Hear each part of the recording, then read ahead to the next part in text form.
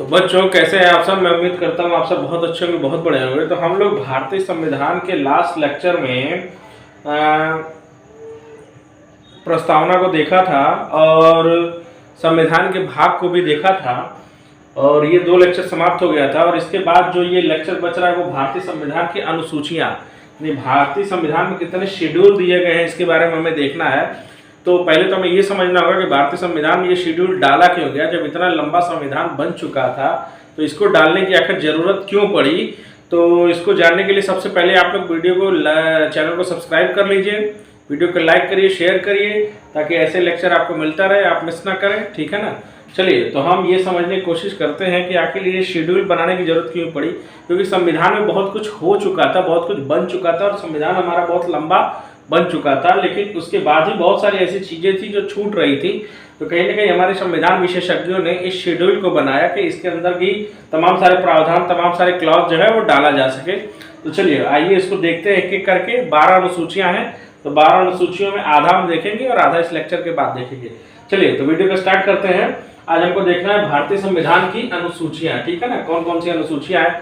तो चलिए स्टार्ट करते हैं। पहला देखते हैं प्रथम अनुसूची, यानी फर्स्ट शेड्यूल में क्या कहा गया है। तो पहला जो अनुसूची है उसमें बोला गया है कि इसमें भारतीय संघ के घटक राज्यों एवं संघ शासित क्षेत्रों का उल्लेख किया गया है। यानी भारत में जो 28 स्टेट हैं और जो यूनियन टेरिटरीज है, उस यूनियन टेरिटरीज के बारे में पूरा डिटेल व्याख्या अगर किया गया है तो वो किया गया है प्रथम अनुसूची में, ठीक है ना, उसको याद रखिएगा। राज्यों और केंद्र शासित प्रदेशों के बारे में बोला गया है प्रथम अनुसूची में, ठीक है ना। चलिए अब दूसरा देखते हैं कि द्वितीय अनुसूची में क्या बोला गया है। तो द्वितीय अनुसूची की अगर बात किया जाए तो इसमें भारतीय राज्य व्यवस्था के विभिन्न पदाधिकारियों, ठीक है ना, भारतीय राज्य व्यवस्था के जो विभिन्न प्रकार के पदाधिकारी हैं। अब कौन कौन से पदाधिकारी हैं पहले तो वो देख लेते हैं। जैसे राष्ट्रपति हो गया, राज्यपाल हो गया, लोकसभा के अध्यक्ष एवं उपाध्यक्ष हो गए, राज्यसभा के सभापति एवं उपसभापति हो गए, ठीक है, विधानसभा के अध्यक्ष और उपाध्यक्ष हो गए, विधान परिषद के सभापति एवं उपसभापति हो गए। इसके साथ साथ सुप्रीम कोर्ट और हाई कोर्ट के न्यायाधीशों, ठीक है ना, और भारत के नियंत्रक एवं महालेखा परीक्षक, ठीक है ना, ये तमाम सारे पदाधिकारी हो गए। अब इसके बाद नेक्स्ट लाइन पढ़ते हैं कि पदाधिकारियों को प्राप्त होने वाले वेतन, भत्ते और पेंशन आदि का उल्लेख किया गया है, ठीक है ना। यानी हमारा जो दूसरा शेड्यूल है वो वेतन की बात करता है और पेंशन की बात करता है, यानी भारत के सर्वोच्च पदों पर बैठे हुए व्यक्तियों के बारे में, ठीक है ना। चलिए अब नेक्स्ट देखते हैं तृतीय शेड्यूल, यानी थर्ड अनुसूची में क्या बोला गया है। तो इसमें विभिन्न पदाधिकारियों, ठीक है ना, इसमें पदाधिकारी की बात करता है, लेकिन आगे देखते हैं क्या बोलता है। फॉर एग्जाम्पल मंत्री, ठीक है ना, मंत्री, उसके अलावा सुप्रीम कोर्ट और हाई कोर्ट के न्यायाधीशों के द्वारा पद ग्रहण के समय ली जाने वाली सबसे इंपॉर्टेंट शपथ की बात करता है, ठीक है ना। जो तृतीय अनुसूची हमारा है वो विभिन्न पदाधिकारियों के किसकी बात करता है, शपथ की बात करता है। इन्होंने क्या ओथ लिया है, जब ये पद को धारण करते हैं तो जो ओथ लेते हैं, जो कसम खाते हैं, जो प्रॉमिस लेते हैं, उसके बारे में बात जो है वो तृतीय अनुसूची में करता है, ठीक है। चलिए अब नेक्स्ट देखते हैं चौथी अनुसूची। चौथी अनुसूची में क्या क्या बोला गया है। तो इसमें विभिन्न राज्यों तथा संघीय क्षेत्रों की राज्यसभा में प्रतिनिधित्व का विवरण दिया गया है, ठीक है ना। यानी विभिन्न राज्य जो अपना है, उसके बाद जो यूनियन टेरिटरीज है उसमें जो राज्यसभा में प्रतिनिधित्व, कितने राज्यसभा में मेंबर आते हैं वहां से चुन चुन के उसका विवरण इसमें दिया गया है चौथी अनुसूची में, ठीक है। चलिए अब पांचवी अनुसूची देखते हैं। इसमें विभिन्न अनुसूचित क्षेत्रों और अनुसूचित जनजाति के प्रशासन, ठीक है ना, यानी एससी रिजर्व क्षेत्र और एसटी रिजर्व क्षेत्र का एडमिनिस्ट्रेशन यानी प्रशासन और उसके नियंत्रण के बारे में उल्लेख किया गया है, ठीक है ना।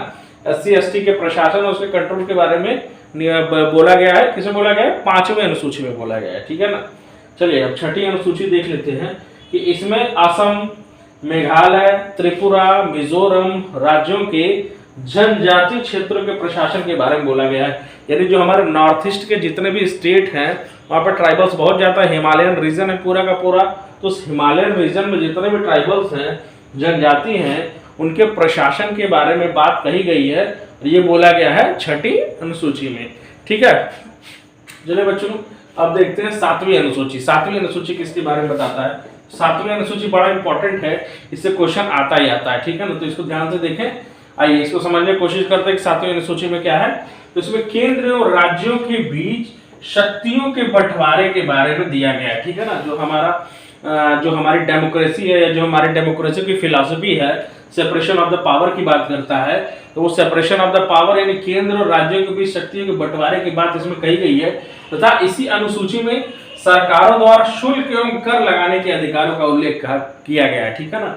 जो गवर्नमेंट जो शुल्क टैक्सेस वगैरह जो लगाती है उसके बारे में भी डिटेल विवरण जो है 7वीं अनुसूची में दिया गया है।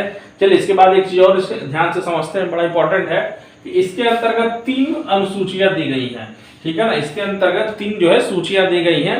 संघ सूची, ठीक है ना। पहला क्या है संघ सूची, दूसरा क्या है राज्य सूची, और तीसरा है समवर्ती सूची, ठीक है ना।